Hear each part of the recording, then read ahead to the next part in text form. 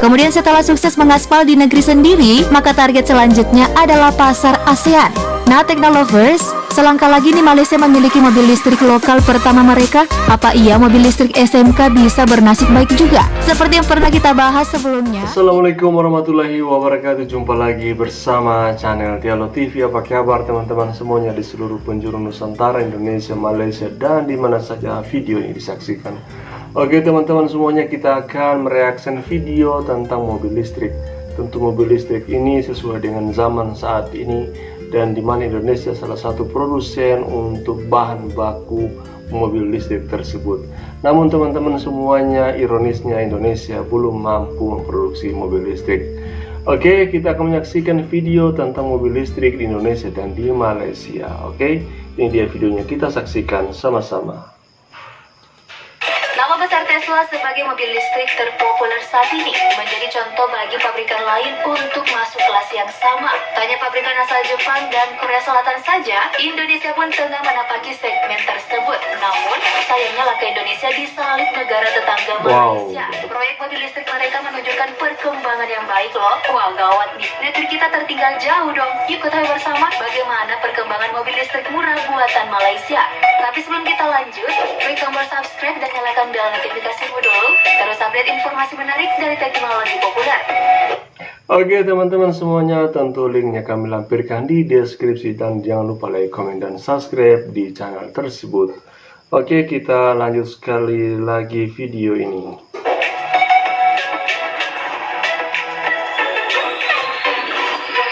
Startup Malaysia EV Innovation resmi menandatangani nota kesepahaman dengan Malaysia Automotive Robotics and IoT Institute soal proses homologasi proyek mobil listrik agar segera diproduksi. Anak perusahaan penyedia teknologi dan komunikasi lokal ini, Sistem Konsultansi Service, telah menandatangani MOU dengan Emirates Corporation terkait pembuatan suku cadang. Nah, tanda tangan kerjasama ini dilakukan di sirkuit internasional Sepang sekaligus melihat prototipe MyCar mobil listrik andalan mereka. MyCar sebenarnya sudah digarap mulai Januari 2019 dan tampil pertama kali di depan umum pada Kuala Lumpur Engineering Science Fair 2019. Tidak banyak perubahan dengan eksterior dan interior sejak tampil perdana. Terlihat strip lampu LED tambahan dan logo MyCar di bagian belakang mobil dengan dua antena sinyal di bagian atas tutup belakang. Eksterior menggunakan garis besar dari desain Honda Jazz generasi sebelumnya. Bodinya mengadopsi body shell composite fiberglass EV yang dibuat oleh DT Composite dan diletakkan di atas rangka sasis tubular yang dibuat oleh EV Innovations. Sementara pintu dan suspensi prototipe MyCar diambil dari Jazz, tetapi sasis dan bagian mekanis EV dirancang dan dibuat oleh DNT Auto. Mobil listrik ini berbobot 1016 kg dengan baterai lithium ion fosfat 28,7 kWh. Kecepatan pengisian dayanya 4,3 jam dengan kapasitas 6,6 kW. Tenaga yang dihasilkan sebesar 24 kW atau setara 32 horsepower dan torsi 295 Nm. Nah, saat berakselerasi, kecepatan maksimum yang mampu dicapai adalah 104 km per jam dengan 0 hingga 100 km per jam dalam waktu 16,7 detik saja. Mobil listrik ini dapat melaju sampai 140 km per jam dengan jarak tempuh 300 km.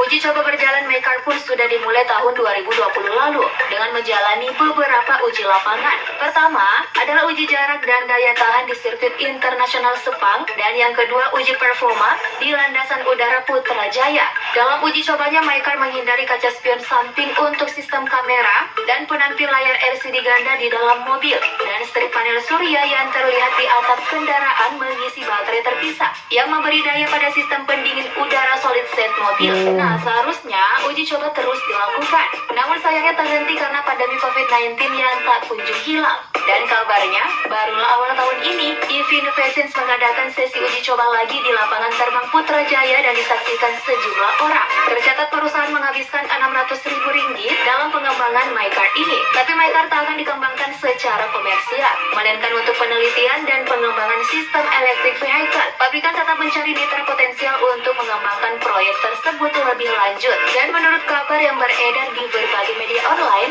jika target produksi terpenuhi, maka MyCar kemungkinan kemungkinan akan diproduksi secara lokal dan dijual di bawah 50.000 ringgit Malaysia atau setara 174 jutaan rupiah. Kemudian setelah sukses mengaspal di negeri sendiri, maka target selanjutnya adalah pasar ASEAN.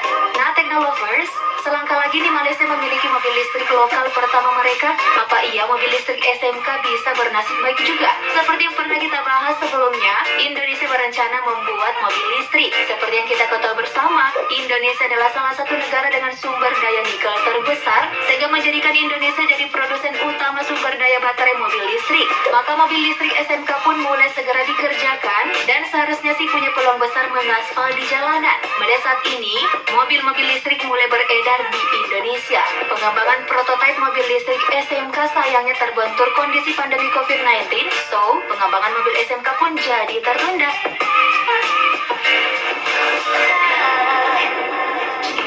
Nah, menurut kamu nih, bagaimana peluang mobil listrik garapan Indonesia? Apakah bisa selesai cepat, kemudian bisa eksis mengaspal di tanah air? Gimana nih tanggapanmu soal mobil listrik buatan Malaysia? Tulis di kolom komentar ya. Terima kasih telah menyimak. Bye-bye. Nama besar Tesla. Oke teman-teman semuanya, itu dia video sama-sama kita telah saksikan. Tentu ini video yang sangat menarik sekali, dan Indonesia memiliki banyak sekali pabrik-pabrik yang memproduksi daripada nikel untuk bahan baku untuk baterai mobil listrik.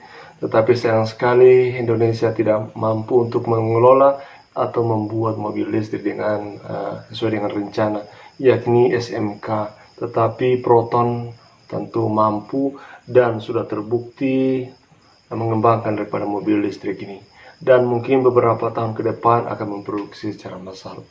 Oke teman-teman semuanya, itu dia perbandingan Proton dan SMK. Mudah-mudahan kedua negara ini bisa maju dan bisa berkembang. Demikian video kali ini, terima kasih atas kunjungan teman-teman semuanya, dan saya akhiri wassalamualaikum warahmatullahi wabarakatuh.